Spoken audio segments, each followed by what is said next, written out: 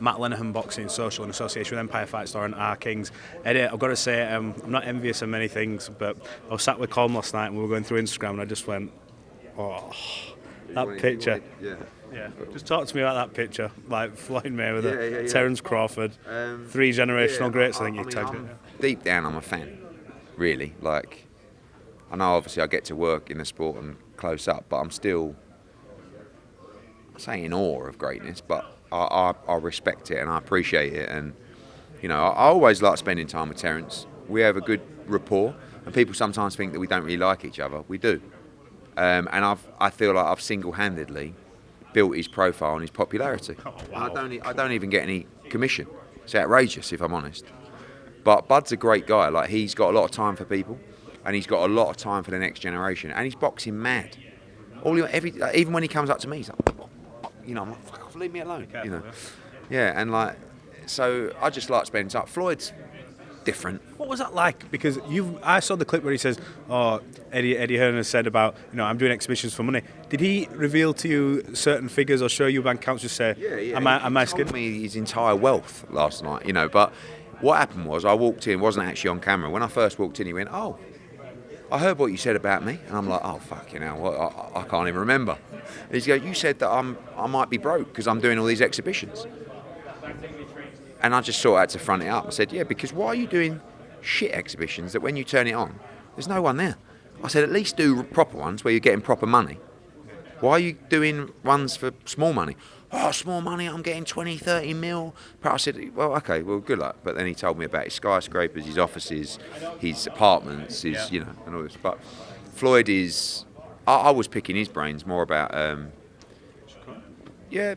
boxing, but also like just road work. And like, remember that when Floyd was coming through, there was no like S&C gyms.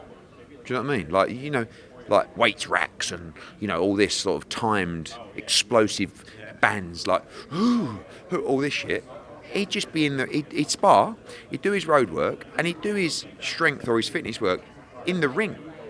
So they'd do half an hour of core, old school stuff, ball on the stomach, fucking crunch, you know, and then push-ups and all this kind of stuff. And I think that a lot of that is lost in the modern day science. Like, those guys, when did you ever see Floyd tired? Never. Not even breathing. And he said to me he used to run 5 to 7 miles every day. And there's a real kind of mindset around running now for fighters where it's like, it's not actually too good for you, and, you know, so many runs a week and like blah, blah, blah. The reality is, you've got to build your engine and your tank, and I don't think there's anything that can replicate running. And that's from a fat geezer who uses running to keep myself in shape. But for fighters, I think, you know, now it's all about the science, and I get that you have to evolve with the science, but I think, you know, that hardcore building of your engine and that work, that regimental work, I don't think it can be replicated. And I said to him, like, Shakur sparred 14 4-minute rounds with 30-second breaks. The kid wasn't even, at the end of it, he was like calling people in the ring to carry on. Floyd said that, because Floyd has to better everybody, right? So I said to Floyd, yeah, he's done 14 4-minute rounds. And he's like, when I used to spar, you know, my first round was 9 minutes, right? I'm like, sorry? He went, our first round would always be 9 minutes. I'm like, 9 minutes? He said, yeah, and then every round after that was 6 minutes. I'm like, and how many rounds did you do? He goes, just whoever was left in the gym. I'm like, you know, I mean, this is one of the greatest fighters. Like, I do think sometimes, not cringe, but like he can be a little bit, you know, like, but he is, forget that. And I like him, and we had a right laugh yesterday. As a fighter, like, you are talking about Leonard, Robinson, like those kind of levels, Floyd Mayweather. So to be in his company and talk to him about boxing, it's absolutely priceless. Like, not just as a promoter, but as a fan of the sport. Like, you know, I recognise greatness, and you know, I put up 3 great all-time. I'm just yeah, especially if you're American and you're watching this interview, please understand my yes, and my sarcasm. I mean, I do think I'm the best promoter that's ever been. That's not sarcasm. No, genuinely, now as it stands, that's serious. Yeah, 100%. Tell me a better promoter than me that's ever been consistent. Frank Warren. Fuck off. Listen, I love Frank, but not globally. No one's ever done what I've done.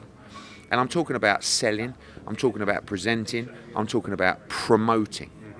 Those guys, Frank, Bob, they're unbelievable. They're legends. They've done, but I truly believe in myself. But when I say to you about greatness, there's a difference between having a big mouth and being good at selling to being a sportsman and an all-time great in the sport. Like, I don't compare myself. Don't panic. But that's I think Crawford. Crawford hasn't, in my opinion, achieved anywhere near what Floyd has in terms of the resume, and I don't think that's necessarily his fault. But when you look back at who Floyd fought and who Floyd beat, it's mad, isn't it? Yeah. I've got to ask you, how did he beat you at darts? Because when you set that up, I thought he's soft. He plays in a league in Omaha. He sharked you there. Yeah, because I was like, when I was on the pitch with him, he went, "There's nothing you can beat me at. Tell me one thing you can beat me at." And I thought, mate, well, it's nothing really that physical because obviously, stay at me. Darts, and he went, "All right, I'll play you at darts." And I was like, "What a result! Like, he won't even hit the board." Goes up there, he's got his own darts. I mean, he plays in a darts league in Omaha. What's the chances? So he won the darts. That was a while back, and he's just the ultimate competitor. And I love that about him. I think he's a great guy. If he beats Canelo Alvarez, where does he sit? Now that's the kind of win that will give you, don't forget, Terence Crawford is a 4-division world champion. If he beats Canelo Alvarez, he's a 5-division world champion, but he's gone from lightweight, which is where he won his first world title, up to 168 to beat one of the great fighters of all time. So that win, and that's what he's chasing. That's why he wants to fight. Forget the money. He's thinking, oh no, if I beat Canelo, and I know I can beat him, I go down. These guys, the real true greats and the real true competitors, they're chasing greatness. Shakur, same. Don't get me wrong, Shakur wants money, Shakur's getting paid. He wants greatness over everything. Same with AJ. Same with, Canelo's different now because he's actually got complete greatness. There's nothing he can do now, really, Canelo, that can better his legacy. So now it's just money.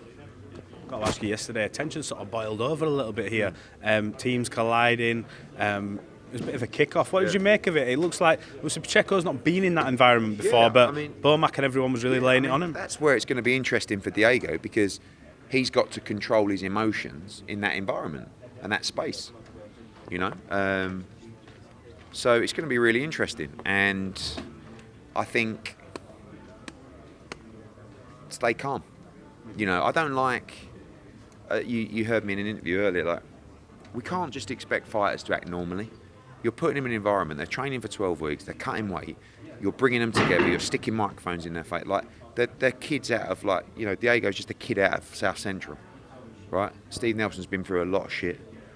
Don't expect them just to be all corporate. Yeah. But the teams have got to have that respect because yesterday I see too many people flying in and piping up and he's come down and the next thing he's squaring up with someone over there. It's like, mate, calm down. You're not fighting. I can't excuse you. I can excuse the fighters because we're putting them in that environment, but not you, buddy. So behave. I'll ask you, Inoue, I think 4th round knockout. What do you make of it? I'm glad someone's asked me about Inoue. How many times do I have to tell you? Naoya Inoue is straight ducking MJ Akhmadaliev. He's been ordered to fight him twice, right? He's had 2 gimme fights now instead of fighting Akhmadaliev. And now, Monday, the WBA will write to Naoya Inoue and they will say, enough's enough.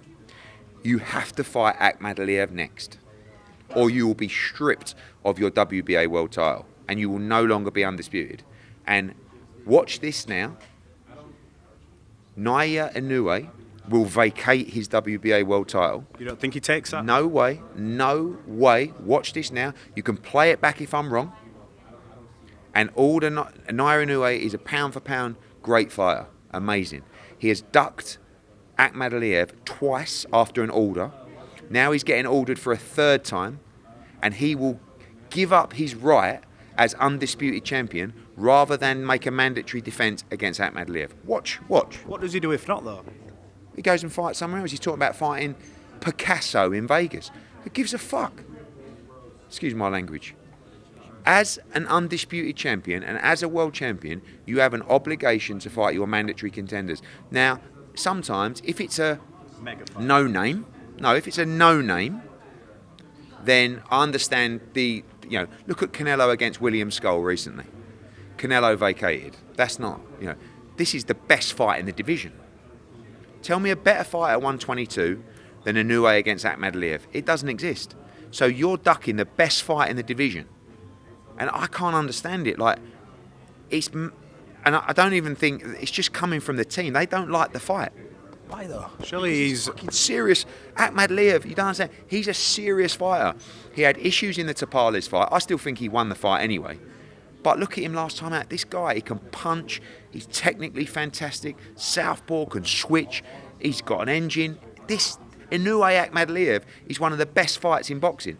And Naoya Inoue, you're the undisputed champion, and you're going to no longer be undisputed because you've ducked Akhmadaliev now 3 times. Watch this space. He will vacate the title maybe next week. But in the next 14 to 28 days, Naoya Inoue is vacating the WBA title. The 3rd straight duck of Akhmadaliev. Post that shit. Eddie Hearn, appreciate your time. Cheers, thank you.